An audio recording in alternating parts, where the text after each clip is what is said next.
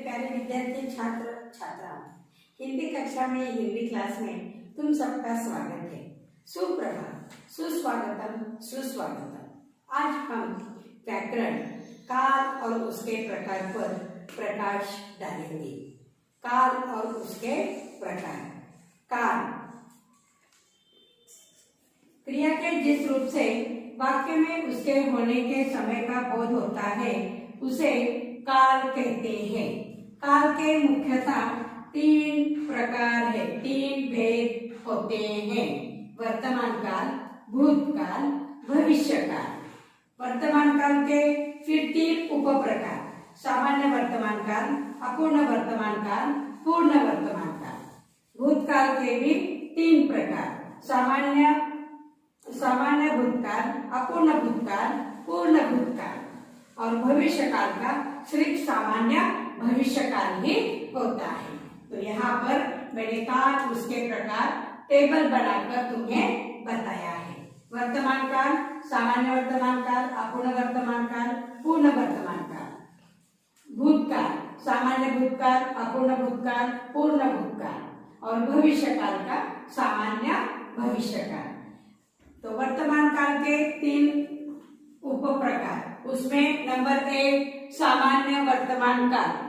इसमें क्रिया के जिस रूप से यह बोध होता है कि कार्य बोलते या लिखते समय होता है उसे सामान्य वर्तमान काल कहते हैं।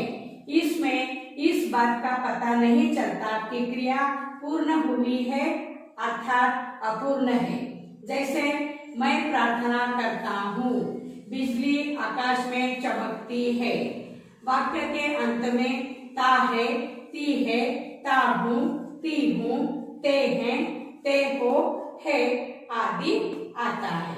तो यहाँ पर सामान्य वर्तमान काल में क्रिया पूर्ण है या अपूर्ण है इस बात का पता नहीं चलता। सिर्फ वर्तमान काल में प्रेजेंट टेंस में क्रिया है इतना ही पता चलता है। नंबर 2 अपूर्ण वर्तमान काल। जिस क्रिया के जिस रूप से यह बोध होता है कि क्रिया वर्तमान काल में जारी है, चालू है, पूर्ण नहीं हुई है अर्थात चल रही है, अपूर्ण है, उसे अपूर्ण वर्तमान काल कहते हैं। तो अपूर्ण वर्तमान काल में प्रेजेंट टेंस में क्रिया चालू रहना उसे अपूर्ण वर्तमान काल कहते हैं। जैसे मैं प्रार्थना कर रहा हूँ, प्रार्थना अभी चालू है। बिजली आकाश में चमक रही है।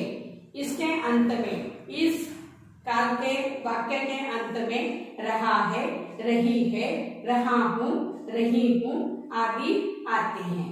उसके बाद नंबर 3 पूर्ण वर्तमान काल। क्रिया के जिस रूप से यह बोध होता है कि भूतकाल में आरंभ हुआ कार्य वर्तमान में पूर्ण होता है तब उसे पूर्ण वर्तमान काल कहते हैं। जैसे मेरी प्रार्थना अभी अभी पूर्ण हुई है, मैंने पाठ पढ़ा है। तो यहाँ पर वर्तमान प्रेजेंट टेंस में क्रिया पूर्ण हुई है। जैसे बच्चों ने अभी अभी पाठ पढ़ा है। नंबर 2 भूतकाल। क्रिया के काल का दूसरा प्रकार। जिस क्रिया से उसके बीते हुए समय का बोध होता है उसे भूतकाल कहते हैं। भूतकाल यानी पास्ट टेंस। इसके भी 3 प्रकार हैं, सामान्य भूतकाल, अपूर्ण भूतकाल, पूर्ण भूतकाल। नंबर 1 सामान्य भूतकाल। क्रिया के जिस रूप से बीते हुए समय में क्रिया के होने का बोध हो तब उसे सामान्य भूतकाल कहते हैं। जैसे वर्ग शिक्षक ने सभी छात्रों को बुलाया, डाकिया पत्र लेकर आया। नंबर 2 अपूर्ण भूतकाल। इसमें क्रिया का वह रूप जो भूतकाल में कार्य की अपूर्णता बताता है उसे अपूर्ण भूतकाल कहते हैं। इसमें भूतकाल में क्रिया जारी रहती है। वाक्य के अंत में रहा था, रही थी, रहे थे, रही थी आदि आते हैं। तो यहाँ पर अपूर्ण भूतकाल में पास्ट टेंस में क्रिया चालू रहना। जैसे उदाहरण, कल मैं बाजार जा रही थी, बच्चे पढ़ रहे थे, अपूर्ण भूतकाल। उसके बाद पूर्ण भूतकाल, क्रिया के जिस रूप से यह बोध होता है कि क्रिया बहुत पहले पूर्ण हो चुकी है, निकट भूतकाल में नहीं, उसे पूर्ण भूतकाल कहते हैं।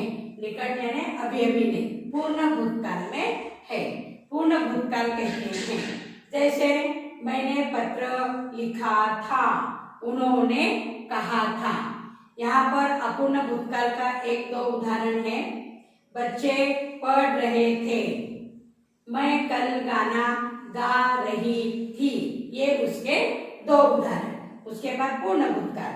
फिर नंबर 3, भविष्यकाल, क्रिया के जिस रूप से यह मालूम होता है कि कार्य आने वाले समय में होगा, उसे भविष्यकाल कहते हैं। जैसे मैं भी साथ चलूंगी, आज के विद्यार्थी कल के अच्छे नागरिक बनेंगे। इसके अंत में गा, गे, गी आता है। सामान्य भविष्यकाल, उसका एक ही प्रकार हम अभी देखेंगे, सामान्य भविष्यकाल। कल हम पाठशाला जाएंगे। तो आगे बच्चों, क्रिया का काल, क्रिया के काल के अनुसार ही काल के 3 प्रकार होते हैं, वर्तमान काल, भूतकाल, भविष्यकाल।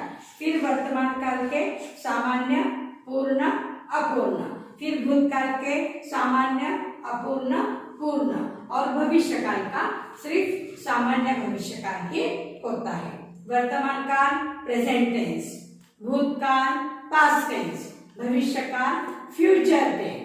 आगे क्रिया होने वाली है ऐसा सूचित होता है, तब उसे हम भविष्यकाल कहते हैं। अगले तासिका में हम इस पर स्वाध्याय के लिए कुछ प्रश्न दिए जाएंगे।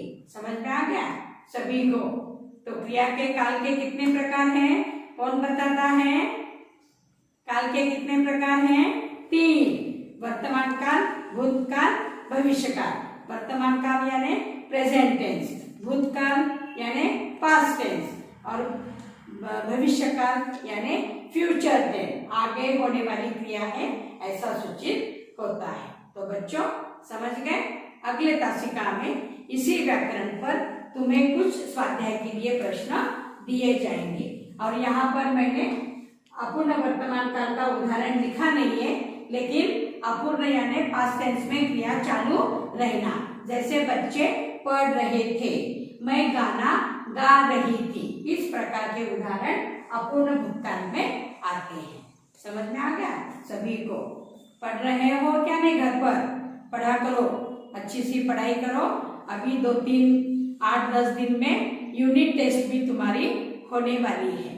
इसके अगले तासिका में हम व्याकरण पर ही कुछ प्रश्न स्वाध्याय के लिए देंगे। समझ में आ गया सभी को? तो धन्यवाद।